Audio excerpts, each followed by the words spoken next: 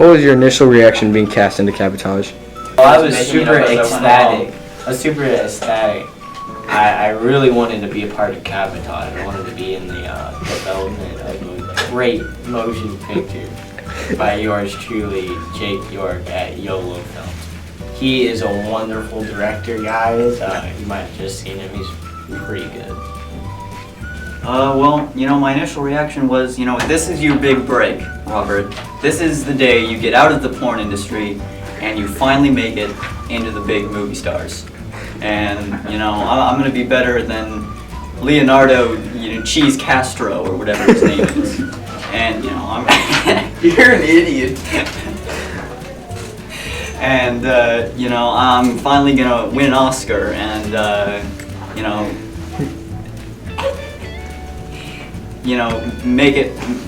make my dreams come true, with the movie industry. I was excited. I was the main actor. I was so good. I'm the best actor of all time, no doubt. Yeah, for sure. If there was another movie, I would be the star again, because that's how convincing I was as D'Angelo. You were very convincing. And by the way, I did not die. It wasn't a real gun. Second question. What were your biggest struggles in recording the movie? Coming up with a will to live. Probably because I was so excited to be there. I had a lot of emotion going on. I really needed to just keep it down and not, so I wouldn't laugh while we were filming. And that was a very big, large challenge for me. And also keeping my deeper, sadder emotions in, mainly because I want to die and Calvin Cabbotage was kidnapped, and that was a very emotional part. Kidnapped by him. And I just kind of couldn't have handled it during the filming. I hated every single person that I was casting with, and they can testify. They agree that they hate me too. Probably the most difficult part was that every single person I'm working with is the worst person I've ever met in my entire life. Like, sequentially in order as I met them, they became the next worst person I've ever met in my entire life. And during filming, that showed because one of the other actors he shot the other actor on stage, actually killed him with the cameras rolling, and that actually made it into the movie. Yeah.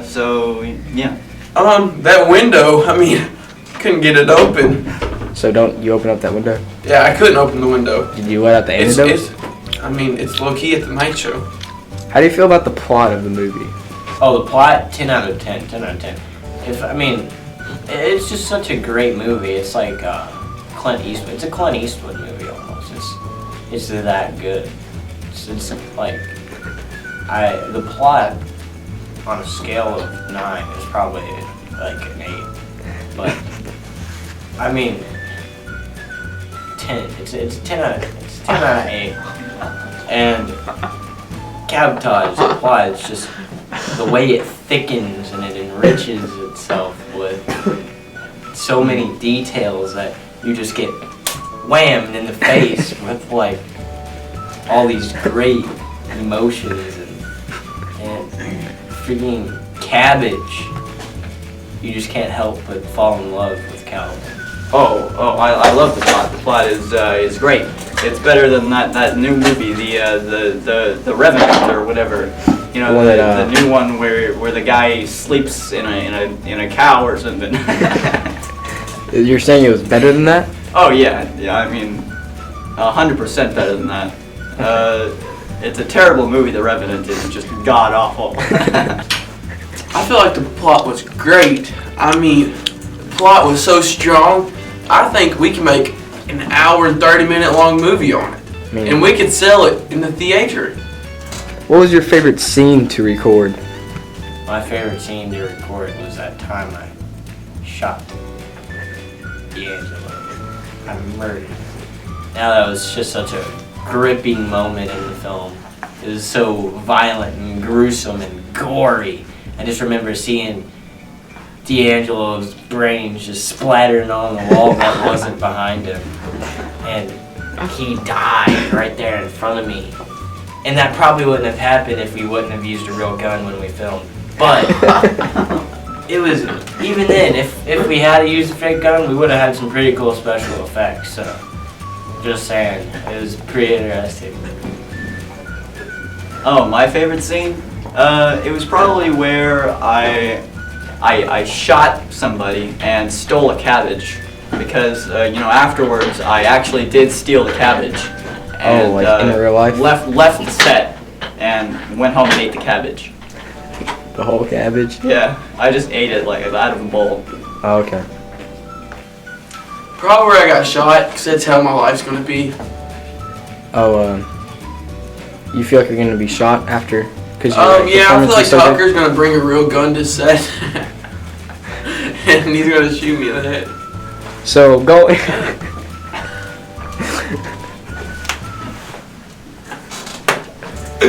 What do you see Cabbotage doing in the future? Oh, I think we could go all out with this. We could have like 5 more movies, like Harry Potter did. Stupid. That's a horrible series. Don't watch Harry Potter.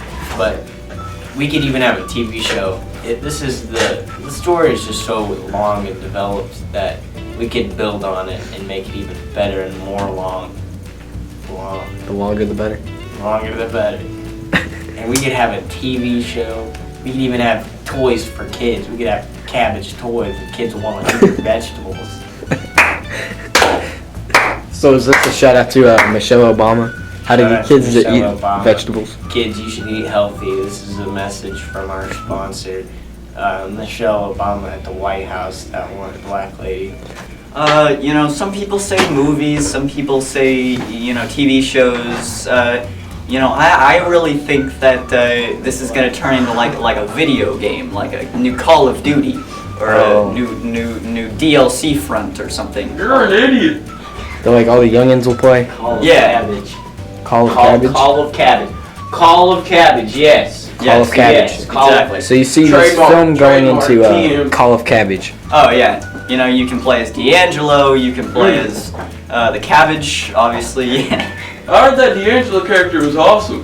I heard he sucks, but being a top seller in the theaters, like cinemas and all that, we could have like we could have a 3D movie. So you're saying... And it could be like one of those movies where you're in the chairs and you're shaking. Oh, like where the sheet, like yeah, like Jurassic World. Like, like your chair moves and you're like, whoa. So whoa. like at Disneyland, like how they have like the seats that move. Yeah. You think Cabbotage could have seats? Yeah. That like cabbage can like come out of the D'Angelo's eyes, you could run with him. That's how good D'Angelo was.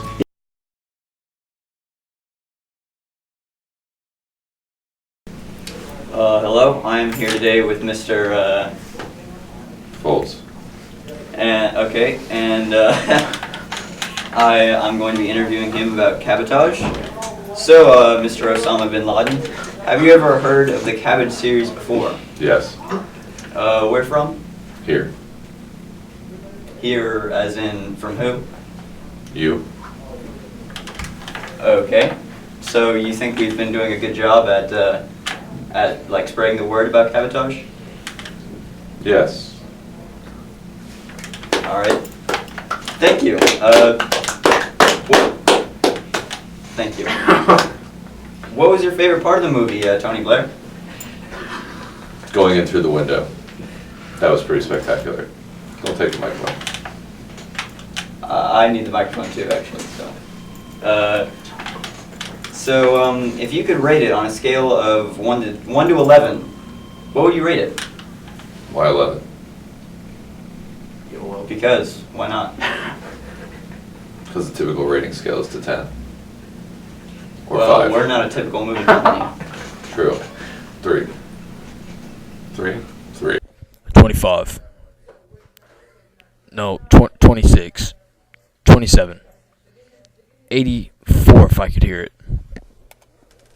All right, our final question for you, Margaret Thatcher, is what would you like to see in the Cabbotage series doing in the future?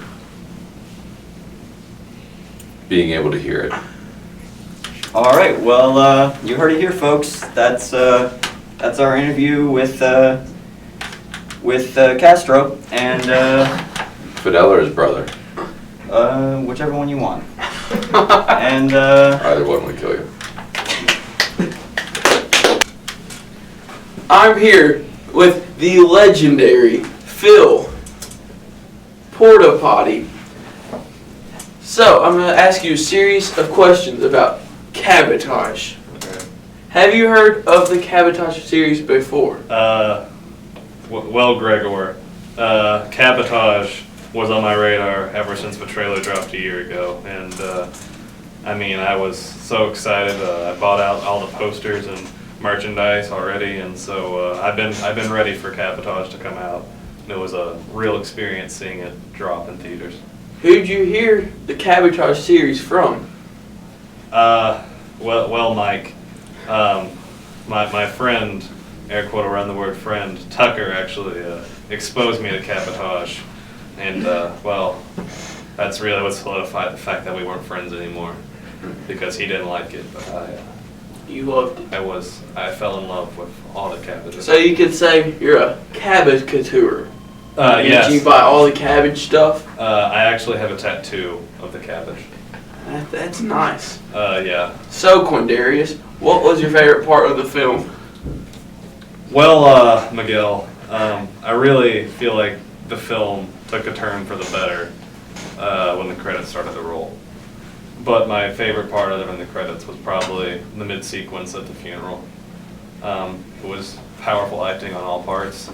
I was shocked that the main character, the cabbage, wasn't in the scene, but I felt like it really moved us on a spiritual level and will actually be put in the Library of Congress in terms of defining moments of the 21st century. So, Charles O'Bannon, what would you rate it on a scale of 1 to 11? Well, Richard Nixon, I would say probably a solid 420 out of 11. 420! You heard it here, folks. Record-setting day in Jackson, Mississippi. What would you like to see the Cabbotage series doing in the future, Drake? Well, Susan, I really think the Cabbotage series needs to move forward with the plot. We've seen that poor cabbage go through so much in the past year, so we really need to see how it's evolved and how it's changed. I'm thinking a more serious sequel, and then we'll go into Cabbotage 3 with a more action-packed setting after that character development. That's what I really think, Miguel. Okay. Well, you heard it here, folks. The moving and touching speech of I made a song based Rico. based off Cabbotage, actually. And by the way, the poor cabbage isn't really poor. He's very rich and wealthy. Can I play my song based off Cabbotage? Yeah. Okay. Feel free to. It's been about 25 hours on this, so it's pretty good.